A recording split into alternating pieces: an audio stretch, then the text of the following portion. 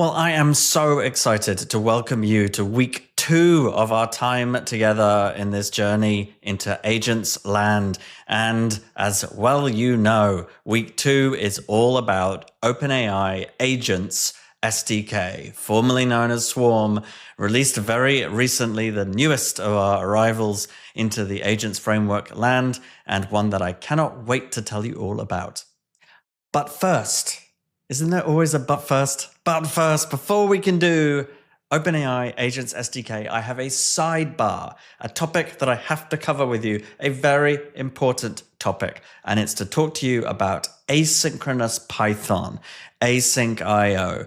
It's something which is common across all of the agent frameworks. So all of them make use of asynchronous Python. And it's something which you can get by without really understanding. There's a couple of rules that you can learn, and then you just follow those rules always, and it will just kind of work, and that's okay.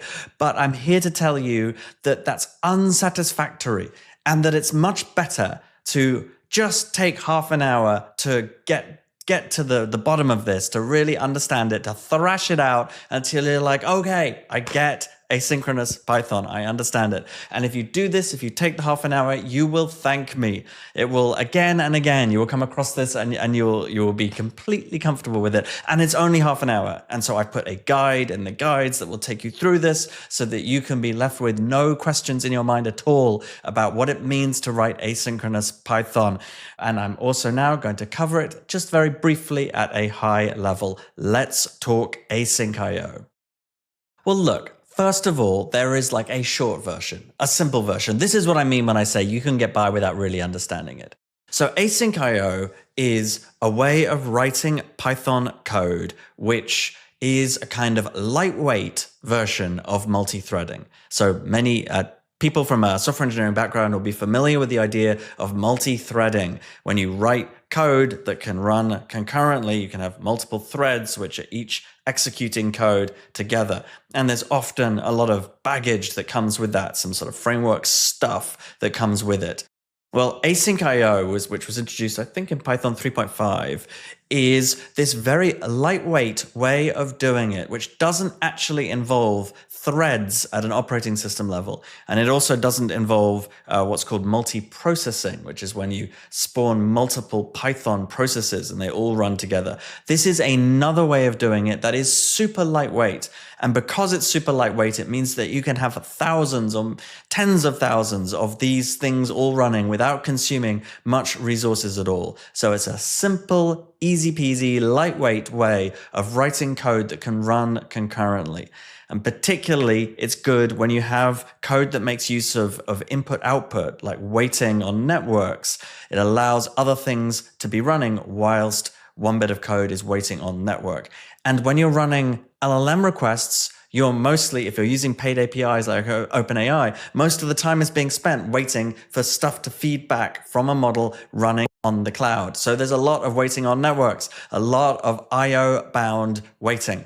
And as a result, asynchronous code is great to use. And when you're thinking of multi-agent frameworks, when potentially you have lots of these all hitting different paid APIs, it makes so much sense to be using it. And that is why all of the agent frameworks we'll look at use async.io.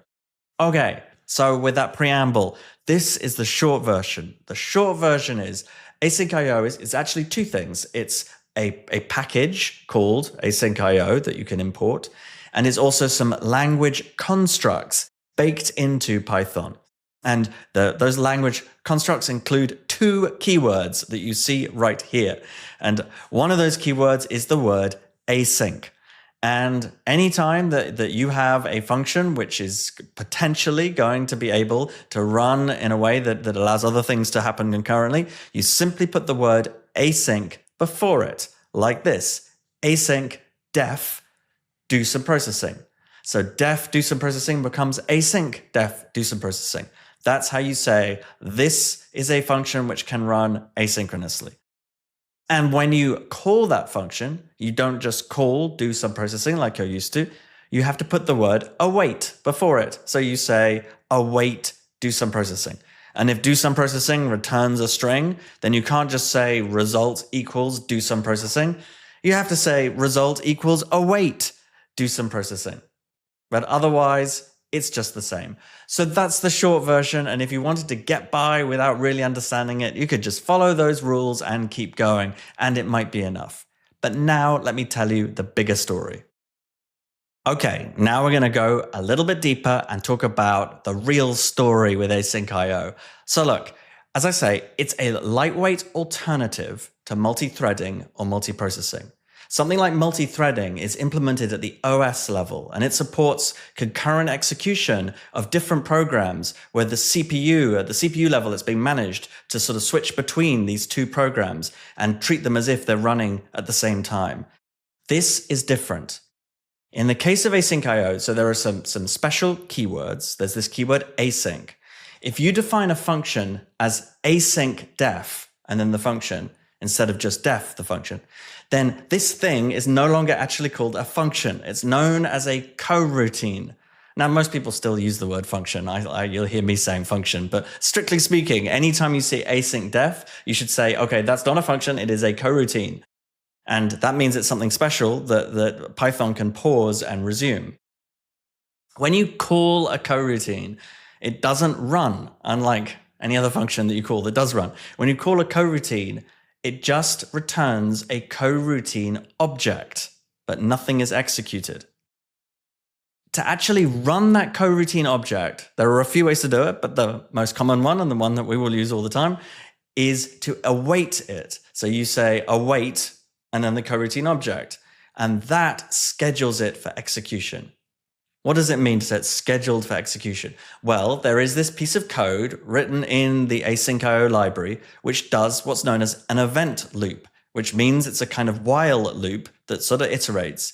And it takes this coroutine and it starts executing it. And it can only execute one coroutine at a time. It's not like multi-threading. It's going to be executing this coroutine, except if this coroutine gets to a point when it's stopped and it's waiting for something, like it's waiting for I/O, perhaps it's made a call to OpenAI and it's waiting for OpenAI to respond. At that point, the event loop can put that on pause and start executing a different one of the coroutines that's in its sort of list of coroutines waiting to be run. And if that hits a point when it's waiting on I/O, then the event loop can run another one, or it can continue the first one. So it's a sort of manual way of handling multi-threading. It's a manual approach to implementing multi-threading, but only really working when something is blocked waiting on I/O. And because of this, because it's sort of written at a code level and it's super simple and very easy to understand, it's also lightweight. You can have thousands or tens of thousands of these things. And so it's really easy and quick to get this running. And that is why it's so popular. And that is why it's used so ubiquitously across agentic frameworks. So I hope, obviously I've only given you a bit of detail here, but I hope that gives you some perspective on what's going on. And when we look back now at this, you can see that whilst a simple interpretation is just to say, okay, whenever I use async, I've got to use await. The deeper interpretation is to understand that when I say async def do some processing, that's no longer a function, it's now a coroutine. Do some processing, we need to call await do some processing in order to schedule that coroutine, and that is now blocking until that completes, and the result will go into that variable result. I hope that made some sense, but if not, as I say, there's a whole guide. You should go and look at the guide now. And so just to beat this one to death, I'll give you a couple more examples, and then hopefully you've really got this. So look at this again. This is back to the async def do some processing. It's going to do some work, and then it's going to return the string done. If I just say like my coroutine equals do some processing, you might, if you didn't know already about this, you might think that will run do some processing, but of course it will not. It will return a coroutine object, and that's what will go into the variable my coroutine. In order to actually run it, you have to call await. So you'd say my result equals await my coroutine. It's now going to run, and the result, the string done, is going to go into my result. So that is the point. That's how it works. And of course, you don't need to it's simpler than that. You can just say my result equals await, do some processing, which is what we always do. And then just to hopefully sort of connect the dots to make this really click for you, there are other constructs. You don't just have to call await and then the name of a coroutine. Because if that's all you could do, you might say to me, okay, hang on, but in that case, there's nothing concurrent happening here. Every time I call await and then a coroutine, it will block until that finishes, and then it will go on to the next. Well, there are a few other constructs in the async.io package that allow us to do more interesting things. And this is one of them, and it's one that we will use this week in our code. And it's where you can say results, plural, results equals await, and then call this function async.io.gather. And you can then pass in multiple coroutines. And I'm sure you can imagine what happens, but the event loop is going to schedule all three. And as soon as one of them is blocking, the others will start running. Or one of the others will run until it's blocking, and then the third one will run. And so all three of those coroutines will execute, and the results as a list will go into the variable results, a list of each of the three results from each of those three coroutines. So in some ways, it's kind of fake multi-threading. It's sort of brute force multi-threading. It's multi-threading not at the operating system level, but multi-threading implemented almost manually with this event loop and just handling things like I/O blocking and being able to schedule the next one. That's how to think about it. Okay, enough with the sidebars. It's on to the main business. It is on to introducing OpenAI Agents SDK. Now, let me start by teeing this up. So this is a framework which, as I've already mentioned, is super lightweight, very flexible. One of the things I love about it is that it's not what they call opinionated. Opinionated is how some frameworks are described when they come with a lot of constructs, a way of doing things that you are then sort of expected to adhere to. Now, that's not always a bad thing because that can help build particular design patterns. It can allow you to build things really, really quickly. But my personal bias is I often prefer things that are less prescriptive and which give you more flexibility to choose how you want to work with this. And very much OpenAI Agents SDK is of that ilk. It also is very good at the same time at making some of the everyday stuff like using tools much simpler. So if you think of all of that gunk that we had to do with the JSON around tools, all of that faffing around with big JSON objects, well, OpenAI Agents SDK just does all that for you. So that kind of stuff is it is in the way, but in a good way. It just does all of that JSON stuff, and it handles if you remember the if statement and then my fancy version of it, it does all of that so that you just don't need to worry about it. And that's one way where it is good to have some abstraction, because that's the useless boilerplate stuff that you have to repeat every single time that you want a framework to do for you. And as you can probably tell from the way I'm saying this, OpenAI Agents SDK is my favorite. And I'm really looking forward to this week, and I enjoy working with OpenAI Agents SDK. And you might be thinking, Ed, why are you showing us your favorite one first? Why don't you want to end with your favorite one? You should work up to it. And I have two answers for you there. So first of all, I do want to point out that whilst OpenAI Agents SDK is my favorite, all of the frameworks are great, and they all have pros and cons, and each of them have use cases where they are the best for that particular kind of problem. So in some ways, they're all my favorites, but no, that's not true. OpenAI, you're my favorite. They're all good, and so but they also get that during the course of our journey, they're going to get more and more complex, and so it's going to make sense to do it the way we do, and our projects are going to get beefier and beefier. So that's the first reason. The second reason is that whilst this is the framework that we are starting with, we are also going to finish with it as well. Because in week 6, when we work with MCP, which is a protocol, not really a framework in the same way, we are going to be using OpenAI Agents SDK again in a more hardcore way. So it's going to come back. It's going to make a triumphant return in week 6. So you don't need to worry. The crescendo will be there.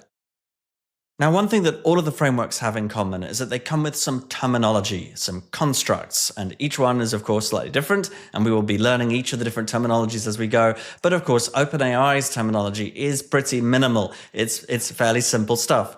There's three concepts, three terms I'm going to go through with you. The first of them is just an agent. Agents represent their sort of package around calls to LLMs which have a particular role, a particular purpose in this solution, obviously.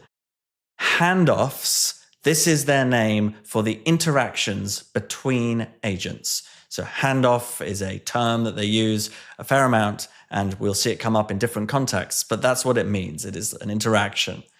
And guardrails is their terminology for the kinds of checks and controls that you put around making sure that an agent is doing what you want it to do and isn't going off the rails.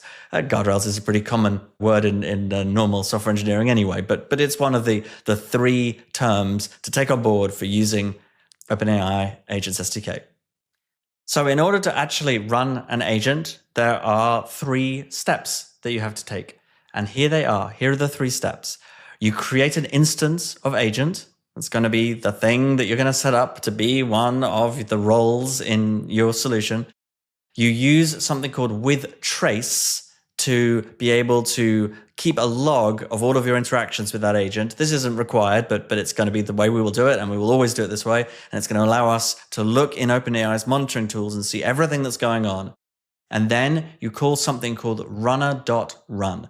And runner.run is the thing that will actually run the agent, as you will see. And runner.run, the thing that actually runs the agent, is, of course, an async function, or I should say it's a coroutine. And so as a result, it's something that we will need to await in order to get it to actually run.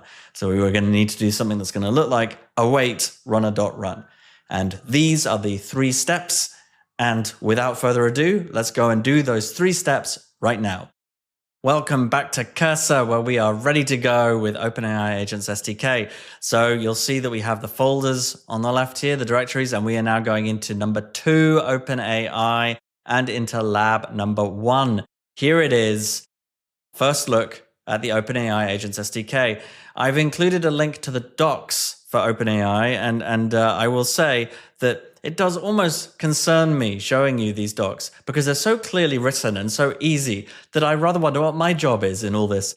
I will say that for the next few weeks, I think I definitely have a job. It gets a lot harder. But for this one, you'd be doing well just to read the docs and it'll be very clear to you. So anyway, I'll keep going regardless. So let's do some imports to get us started. So we will say from .env import load.env. We know we got to do that. And now we're going to do some imports from OpenAI's package. And their package is called Agents. And from that package, we're going to import agent. We're going to import this thing called runner. And we're going to import this thing called trace. These are the 3 things I told you about that we were going to use today. And the OpenAI package is called Agents. That's the one. I do sometimes think that it's a bit strange that they use such a generic name for it, because I imagine a lot of people use the name agents for their own packages. I often do. And so you have to then start messing around with different kinds of imports. But still, they did. It's called agents. And this is how we import these 3 key things: agent, runner, and trace. All right. So the usual starting point, hopefully this is second nature to you. We need to run load.env with override is true to bring in our environment variables they are in. Okay, we are now going to make an agent. We're going to create our first agent from a framework of this course. And so we're going to have an agent, and we'll say agent equals. It's going to be an instance of the class agent. So we're creating an instance of agent, OpenAI's class. Now it has some parameters we need to use, some arguments. And one of them is name. We give it a name and we're going to call it the jokester. And then we give it something called instructions.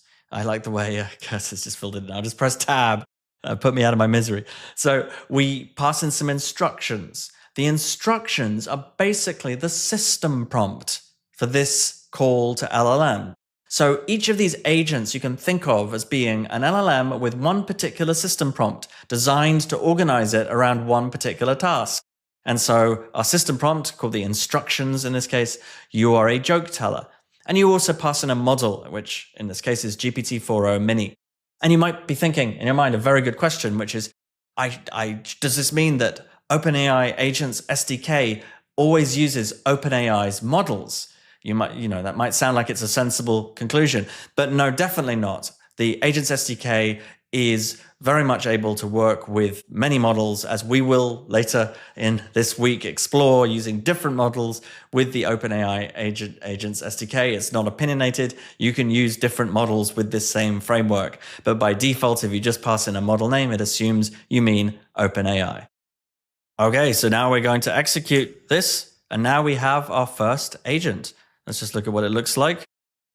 It is an agent with name, jokester, instructions, you're a joke teller, and it's got some things here. Handoffs, you remember, that was the concept that relates to the interactions between agents. It's got a model, and it's got a bunch of settings and other things that you can look at in your own time to be worth looking at. It has guardrails, input guardrails and output guardrails that we will look at later. Okay, so I mentioned that runner.run is the way to run one of these things. So we can say perhaps result equals runner.run. And when you run an agent, you pass in two things. You pass in the agent itself to be run by the runner, and you pass in what is essentially the user prompt. It is the message that you are sending the agent. Let's say, tell a joke about autonomous AI agents. Okay, so now we are going to run this. It seems pretty simple. What do you think is going to happen? What's going to be in result? I will print result. Let's see what we get if we do this and we print result. Let you have any ideas? Here it is. We get a coroutine object because runner.run is an async method, which means an async function, which means that it returns a coroutine object. It's not a function, it's a coroutine. And so hopefully you're expecting that, or you guessed. What does that mean? That means that we can't just call runner.run and expect that to work. We have to call await. And I'm going to restart this kernel and start again from the top so that we don't have one hanging out there, not scheduled. We will come through. We will do this. We will create our agent. And there it is. And now we're going to say await. We're going to say results equals await runner.run, like that. And so now what we know is that runner.run, that coroutine, is going to be queued by the event loop. And when we call await, it's going to execute it, and it will hold until it's completed execution, and the results will go into the variable result. And then we are going to print result.final output. And this is now hopefully going to work and tell us a joke. Let's see what happens. Why don't autonomous AI agents ever get lost? Because they are always following their own self-driving instructions. Okay, so OpenAI is rather better at dealing with lightweight agents frameworks than it is at telling jokes, but we'll accept it. So it works. Now you can be forgiven for saying, all right, we haven't done anything particularly special here to do with agents. All we've done is have a system prompt and a user prompt, but never fear, there'll be plenty of time for that later in the week. What we're doing right now is just showing you the basic construct. And for my final part of this, I'm going to wrap this in a trace. So for trace, you wrap this in a context manager. So I say with trace telling a joke. And then I just need to put that like that. If you're not familiar with context managers, then look in the guides, but I imagine that you are. And what this does is it's telling OpenAI that we would like it to record these agent interactions, of which there's only one, and record it under the kind of heading, telling a joke. And this allows you to have sophisticated agent interactions with many different agent calls involved and have it all packaged up and available in their monitoring tools under one kind of heading. So let's run this. We'll get another joke. Why did the autonomous AI agent break up with its human partner? It just couldn't handle the emotional bandwidth. Okay. I guess it's not got a whole lot to do with agents, except it's put it in there with the human partner. That's all right. Oh, I'll let you be the judge of it. But now we can go and look at this trace. If we go to platform.openai.com/traces, here it comes. Traces. It's actually, you could just go to platform.openai.com and then just click on traces in the left. And you'll see that telling a joke is the top trace up here. And if I go into this trace, we will see what happened is that there was one endpoint called. The system instructions was you were a joke teller. That's the system message that was just called instructions. The user prompt was tell a joke about autonomous AI agents. And then this was what the assistant responded. So true to its word, it's giving us a clear trace of the single call to an LLM that happened as part of this agentic workflow, but it's packaged it up under the heading telling a joke. And this has allowed us to come into traces and see this. And as you can imagine, it's not particularly profound with this very simple example, but there will come cases in the future when this is going to be invaluable.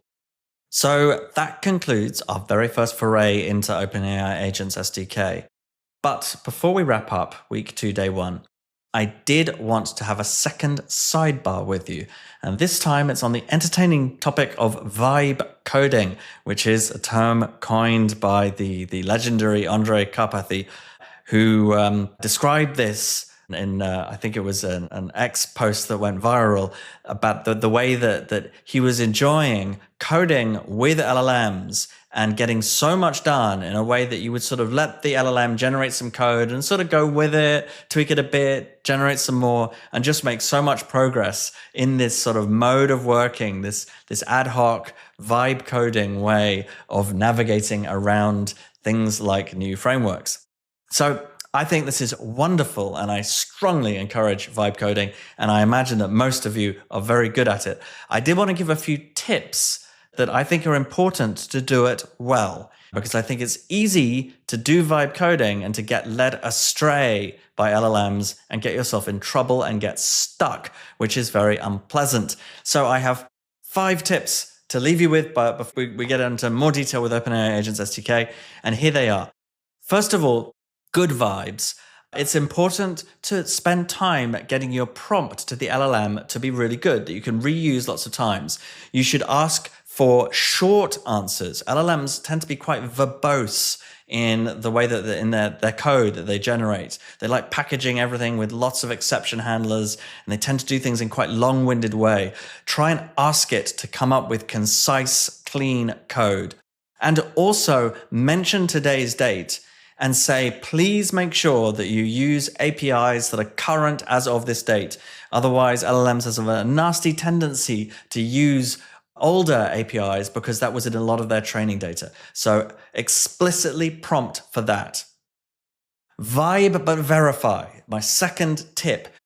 Don't just ask an LLM a question and go with it. Ask a couple of LLMs. So I often ask the same question to ChatGPT and to Claude, and I have them both up. I ask the question because I'll learn from both of the answers. Often one of them is too long-winded or is missing the point a bit, and one of them will be spot on. And so asking a couple or maybe even 3 so that you're verifying what answers you're getting is a really good technique. Step up the vibe. So this is saying, and I think this is such a great one. This is because I sometimes get students sending me problems. They're saying, I'm stuck with this, and they'll send me some code, and it will be like 200 lines of code. And they'll say, it's not working, I don't know why. And when I look through the code, it's immediately obvious to me that they've been vibe coding. You can tell there are telltale signs that a lot of this was generated by an LLM. And it's unwieldy, and I can sometimes see a bunch of different bugs in it. And I come back and I say, it's no good. It's no good generating 200 lines of code and then saying, it's broken. That's not the way to do it. Rather, you should always try and get LLMs to do things a little piece at a time. Generate function by function, generate small pieces that are independently testable, like 10 lines of code at a time. So you should think of dividing your problem down into small bite-sized chunks and have an LLM do each piece of it. And here's the trick. If you can't think about how you would divide your problem down into 10 smaller steps or whatever, you don't need to, because you can ask an LLM to do that. But be very clear, you don't want it to generate code. You say, look, I'm trying to solve the following problem, and you tell it, and say, what I want you to do is tell me what would be the 4 or 5 steps in a solution where each step is simple and a simple bite-sized chunk that could be tested and verified independently, and get it to come up with those chunks. And then you can ask again LLMs to generate code for each one in turn, along with the way to test it, so that you can make sure that 10 lines of code at a time, you have a working solution. And you've convinced yourself that when you've got each of these, you'll be able to put it together and have 200 perfect lines of code. Okay, and then the fourth one, vibe and validate, similar to vibe but verify. But vibe and validate is saying you can ask a question to an LLM, and then when it gives you the answer, you could go to another LLM, or even the same one, but better to be another one, and say, I asked this question, I've got this answer. Please confirm that that is an appropriate answer and that you can't do anything that's more concise or better structured or clearer, or there are no bugs in this. And by having another LLM go through and validate, it will often detect problems or make it be cleaner and simpler. So it's just a nice trick. And in many ways, this echoes the common agentic design pattern of the evaluator optimizer, but you can just do that manually yourself. So taking a leaf out of agentic design patterns and using it as part of vibe coding.